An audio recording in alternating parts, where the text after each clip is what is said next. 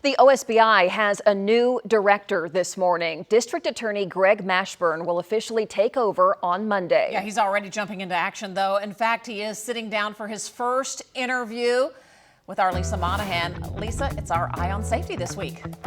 Well, OSBI, the state's top investigative agency, has experienced instability at the top in recent years. But now, Greg Mashburn, a career prosecutor, is bringing his nearly 3 decades of legal and law enforcement experience to the table. Good morning, Director Mashburn. It's the first time to say that. Glad you're with us this morning. I know you want to really just get started and tackle these things head on. What's your first top priority to refocus the OSBI? Well, the first thing I'm going to need to do is get into the agency and start meeting people, get across the state, talk to our agents out in the field, talk to the people in the lab. I mean, it's a really big agency. There's a lot of people to talk to. And then also start talking to our law enforcement partners out there and see what they need from us to be able to do better and move forward. I know, unfortunately, you're inheriting an agency that's had its challenges in the past couple of years, specifically concerns about morale within the ranks and even a lot of turnover. How do you go about addressing that right away? Well, you know, I can't speak to the past, but what I can say is I want to be a director that the agency and the people in the agency can trust, and that's going to be earned over the course of the next few months. And so I'll get in there, have those conversations, let them know that they can trust me and that we're going to build an agency together that the whole state can be proud of. You know, you've been a prosecutor, the district attorney in 21 for, 18 years now, Cleveland, McLean, Garvin counties. I'm sure you've had an opportunity to work with a lot of OSBI agents already. I know you know that they have quite a caseload.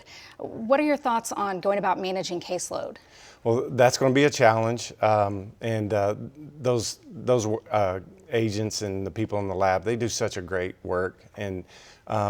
And so when we look at that, we'll have to do an inventory of what active cases there are, how many are assigned to each agent, what they need as far as help from if we need to reassign people, if we need to add people. So we'll have to take a good inventory and see how we can do better. And if there needs to be changes. Certainly, I know that there are a lot of cold cases. We've heard from cold case families over the years, especially here recently.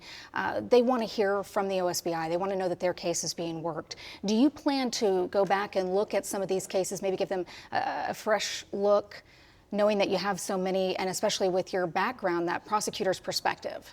Oh, for sure. I mean, that's one of the things. Anytime there's a case that hasn't been closed because we haven't solved it, that's going to be still on the front burner, and that's going to be one of our high priorities.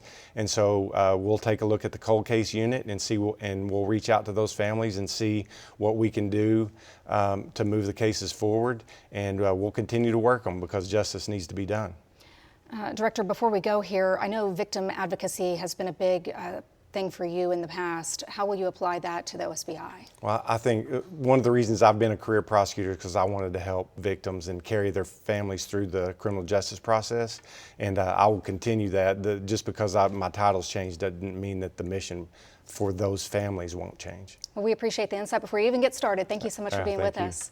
He officially takes over on Monday. If you have a question for him or any other question about community safety issues, you can send us an email at ionsafety@griffin.news, and we'll get you some answers.